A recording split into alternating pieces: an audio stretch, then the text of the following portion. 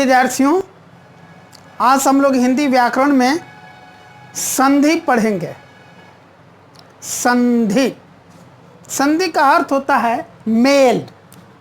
संधि का क्या अर्थ होता है? मेल, यानी कि मिलना, है ना। संधि का अर्थ होता है योग, यानी कि जुड़ना, मिलना या जुड़ना, मेल या योग, ये संधि का अर्थ होता है। इसका अर्थ है कि संधि में कहीं ना कहीं कुछ चीज़ें हैं जो आपस में जुड़ रही हैं, आपस में मिल रही है, वही तो है संधि। क्या चीज़ आपस में मिल रही जुड़ रही है? तो हमारी जो भाषा है, भाषा की जो सबसे छोटी इकाई है, उसे क्या कहते हैं? वर्ण। जिस तरह से ईंट ईंट जुड़ने से मकान बनता है, वैसे ही वर्ण वर्ण मिलने से ही तो पूरी भाषा तैयार हो जाती है। यानी कि भाषा की जो सबसे छोटी इकाई है, सबसे जो आधारभूत इकाई है, वो है वर्ण। इसका अर्थ है कि संधि में इन्हीं वर्णों का मेल होगा, ये ही वर्ण आपस में जुड़ेंगे, और जब इनका मेल होगा या जुड़ेंगे, कुछ तो बनेगा, और जो बनेगा वही तो है संधि। यानी कि संधि क्या है? तो संधि की परिभाषा हो गई, दो वर्णों के मेल से जो विकार पैदा होता है उसे संधि कहते हैं। दो वर्णों के मेल से, यानी कि कोई भी दो वर्ण जब आपस में मिलते हैं तो उनके आपस में मिलने से कुछ तो विकार पैदा होता है। विकार पैदा होने का अर्थ है परिवर्तन होना, बदलाव होना। कुछ तो परिवर्तन होता है, कुछ तो बदलाव होता है। वो जो विकार पैदा होता है या वो जो परिवर्तन होता है, वो जो बदलाव होता है, उसे ही, उसी परिवर्तन को, उसी बदलाव को या उसी विकार को हम कहते हैं संधि। जब दो वर्णों का आपस में मेल होता है, आपस में योग होता है, यानी कि जब दो वर्ण आपस में मिल जाते हैं, आपस में जुड़ जाते हैं, तो उनके मिलने से या जुड़ने से जो विकार उत्पन्न होता है, जो विकार पैदा होता है, यानी कि जो बदलाव आता है, जो परिवर्तन आता है, उस बदलाव को, उस परिवर्तन को, उस विकार को संधि कहते हैं। तो वही यहां पर लिखा हुआ है कि संधि क्या है? दो वर्णों के मेल से जो विकार पैदा होता है उसे संधि कहते हैं। जैसे उदाहरण के लिए सत प्लस आनंद क्या बना? सदानंद। अब देखिए, जब बोला हमने सत, तो यहां अंत में क्या है? ता, सत का ता। और आनंद, आनंद के शुरू में क्या है? आ। जब ये त और आ मिल रहे हैं तो ये नया एक वर्ण बन जा रहा है, वो है दा। यानी कि त और आ, इन दो वर्णों के मिलने से, इन दो वर्णों के जुड़ने से यह विकार उत्पन्न हुआ, ये विकार है दा। ये जो बदलाव हुआ दा, ये जो परिवर्तन हुआ दा, ये जो परिणाम मिलना, जो रिजल्ट हमको मिला दा, इसी प्रक्रिया को हम कहते हैं संधि। यानी कि वही कहा, दो वर्णों के मेल से जो विकार पैदा होता है, दो वर्णों के मेल से जो परिवर्तन होता है, दो वर्णों के मेल से जो बदलाव होता है, उसे संधि कहते हैं। यानी कि यहाँ पर संधि हो गई और सत प्लस आनंद मिलके बन गए सदानंद। ठीक इसी तरह से भानु प्लस उदय बन गया भानुदय। भानु जोड़ उदय क्या बन गए? भानुदय। भानु उ, उदय उ। भानु का अंत में कौन सा वर्ण आया? उ, और उदय के शुरू में कौन सा वर्ण आया? उ, उ, उ मिलके क्या बन गया? उ, तभी तो ये उच्चारण हुआ भानुदय।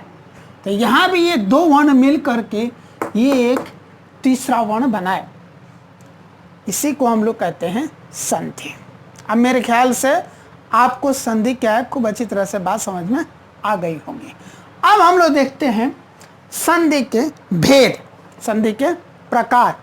तो संधि तीन तरह की है, स्वर संधि, व्यंजन संधि और विसर्ग संधि।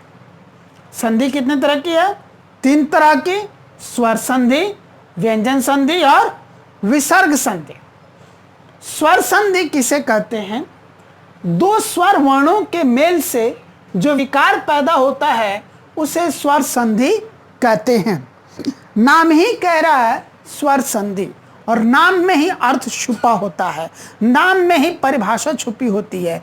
ये बातें मैं आपको अक्सर हर विषय पढ़ाते वक्त कहता हूँ कि जो पद हैं, जो टर्म हैं, जो नाम दिए गए हैं, उनको ही आप ध्यान से समझने की कोशिश करें, ध्यान से बोलने की, पढ़ने की, लिखने की, समझने की कोशिश करें। उसी शब्द में, उसी पद में, उसी टर्म में उसका अर्थ, उसकी परिभाषा सब कुछ छुपे हुए हैं। तो जैसे हमने कहा संधि, उसका अर्थ बता मेल, संधि होना, तो पूरी परिभाषा उसमें ही आ गई। तो उसी तरह कह रहे स्वर संधि, तो संधि का जब अर्थ है दो वर्णों का मिलना, तो स्वर संधि का अर्थ यही ना हो जाएगा दो स्वर वर्णों का मिलना। संधि का अगर हमने अर्थ पढ़ा कि दो वर्णों के मेल से जो विकार उत्पन्न हुआ वो संधि है, दो वर्णों के मेल से जो परिवर्तन हुआ वो संधि है, दो वर्णों के मेल से जो बदलाव हुआ वो संधि है। तो फिर स्वर संधि क्या है? दो स्वर वर्णों के मेल से जो विकार उत्पन्न हुआ वो स्वर संधि है। दो स्वर वर्णों के मिलने से जो परिवर्तन हुआ, जो बदलाव हुआ, जो परिणाम आया, जो रिजल्ट आया, वही है स्वर संधि। यानी कि स्वर संधि में दो स्वर वर्ण आपस में मिलते हैं, आपस में जुड़ते हैं। इसलिए ये परिभाषा है दो स्वर वर्णों के मेल से जो विकार पैदा होता है उसे स्वर संधि कहते हैं। उदाहरण के लिए जैसे हिम प्लस आलय, हिमालय। हिम, हिम में जब हम बोल रहे हैं हिम, अंत में अ का उच्चारण आ रहा है, और जब हम बोल रहे हैं आलय तो आलय के शुरू में आ का उच्चारण आ रहा है। यानी कि ये अवर्ण और आवर्ण ये दोनों ही स्वर वर्ण है। यही दोनों स्वर वर्ण आपस में मिल करके बना दे रहे हैं आ, यह भी एक स्वर वर्ण ही है ना। यानी कि जब स्वर वर्ण आपस में मिले, दो स्वर्ण वर्ण आपस में मिलेंगे तो जाहिर सी बात है जो परिणाम आएगा वह भी स्वर वर्ण ही आएगा। तो ये दो स्वर वर्ण मिल करके ये वाला स्वर वर्ण बनाए, तभी ये हुआ हिमालय। तो इस तरह की संधि को हम लोग कहते हैं स्वर संधि, हिम प्लस आलय, हिमालय।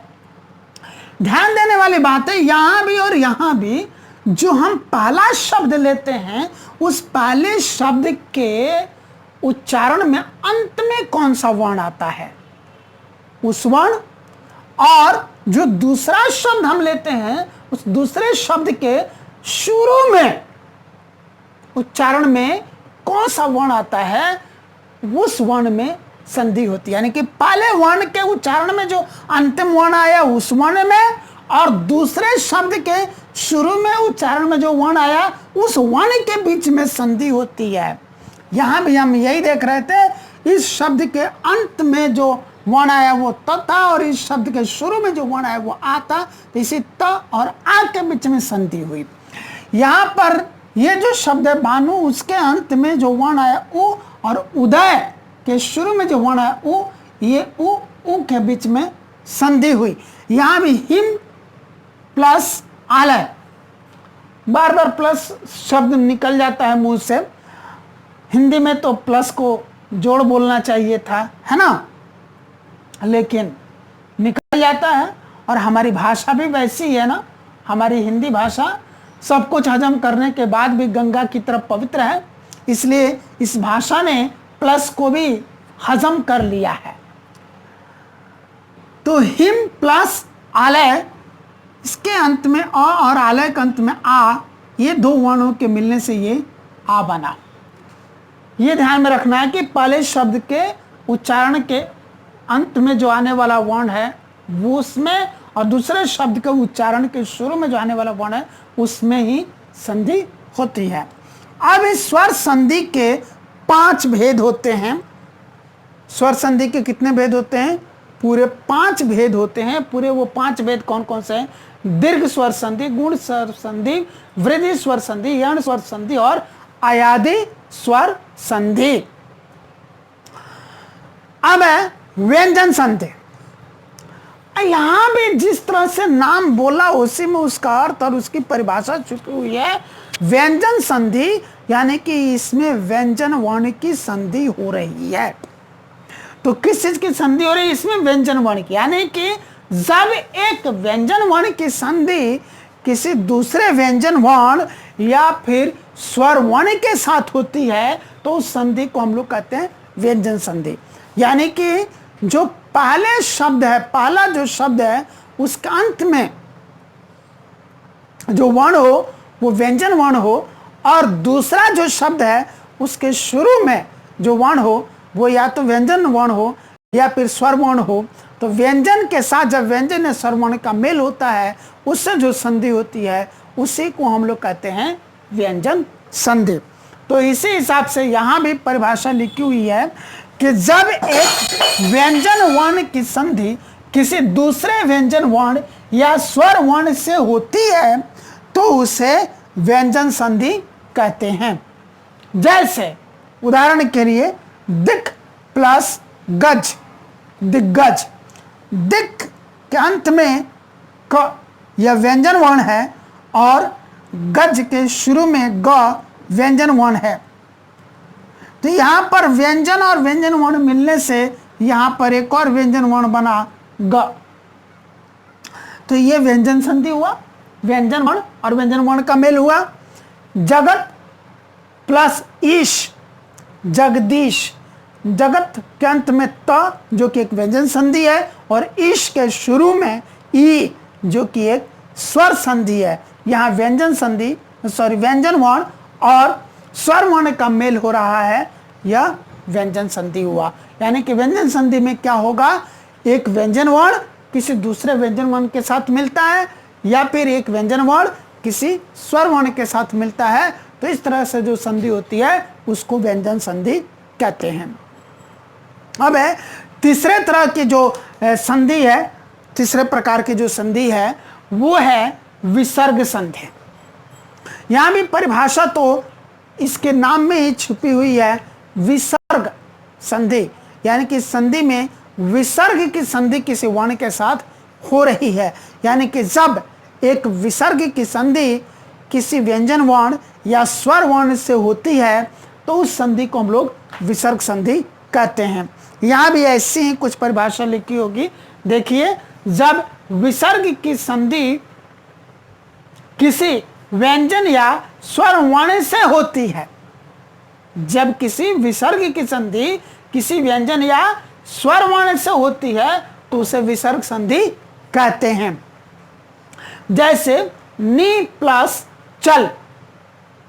नी के अंत में एक विसर्ग है और चल के शुरू में च एक व्यंजन है। यहाँ विसर्ग और व्यंजन वर्ण का मेल हो रहा है तो ये बना निश्चल। यानी कि यहाँ अब विसर्ग संधि हो गई। ठीक उसी तरह नि प्लस आशा, निराशा। नि के अंत में एक विसर्ग है और आशा के शुरू में एक स्वर वर्ण है।